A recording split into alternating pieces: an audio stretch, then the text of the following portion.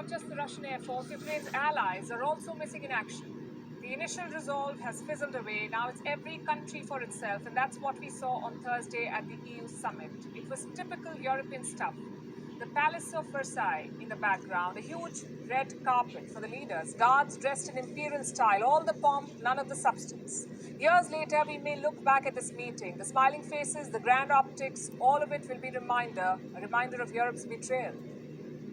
The summit where Ukraine was abandoned. Day one was all about the war. Should Ukraine be fast-tracked into the European Union? Should more sanctions be imposed on Russia? On both issues, the verdict was clear. Not happening. And it's not just the rejection, it's the manner of rejection. Listen to this. Except Eastern Germany and Belgium will call. Nobody entered the European Union overnight. EU accession of Ukraine is something for the long term, if at all. It's not up to the Commission to assess the membership application, and then for the Council to take a view on this, but that will take months, maybe years. So, how encouraging was that? Ukraine is being ravaged by Russian airstrikes. Hundreds of citizens are already dead. Hospitals and schools are being flattened. And what does Europe say?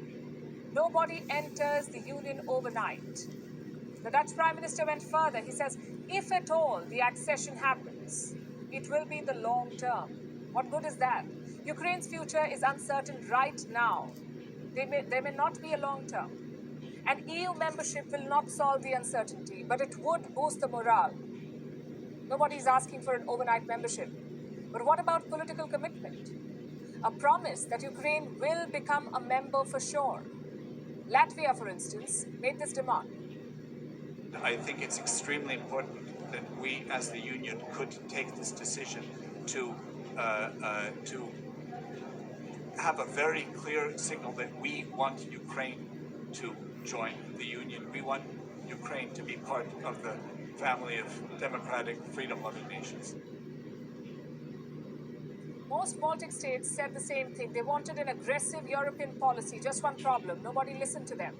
The powerful members in Western Europe firmly shut the door. I'm talking about states like France and Germany. They think Ukraine would be a liability. These comments from Emmanuel Macron betray that sentiment. Nous aurons une discussion ce soir, elle est importante.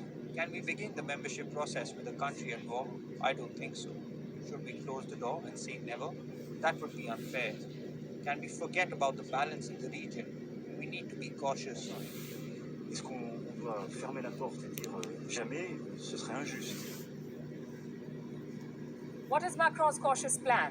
To refer Ukraine to the European Commission. The Commission will give its assessment on whether membership is possible. And how long would that take? Up to 18 months. This is not caution.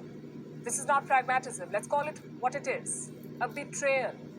Before Russia invaded, the West made all sorts of promises: military aid, unprecedented sanctions, but now they're making a U-turn on everything. Take NATO membership, for instance. In 2008, Western leaders promised to include Ukraine and Georgia. I have that joint declaration with me. Let me read it out from there.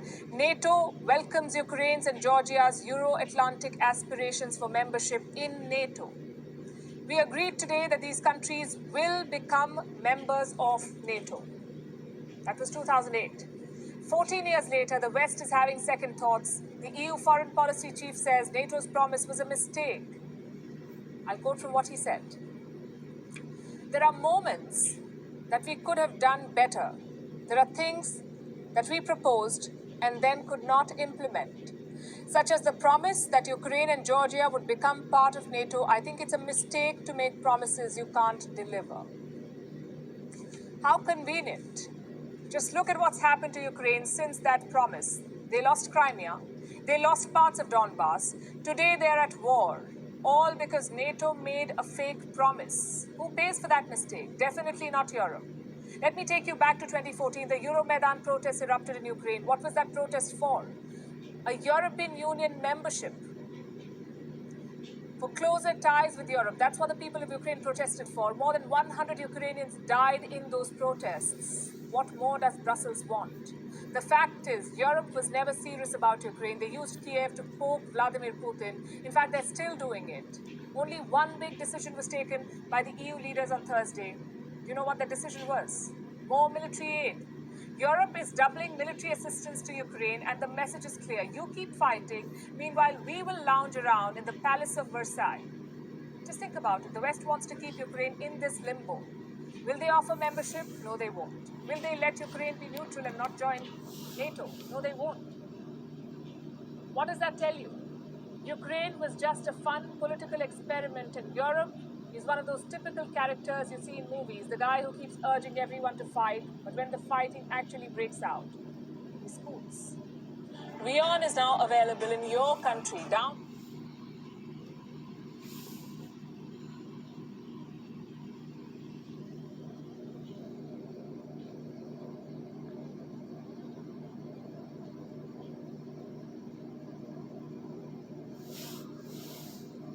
Betrayal.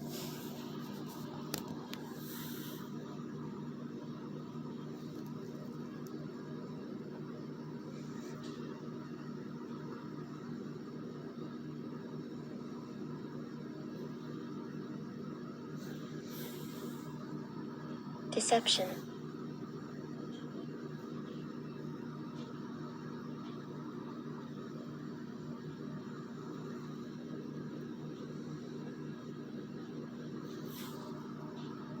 Duplicity.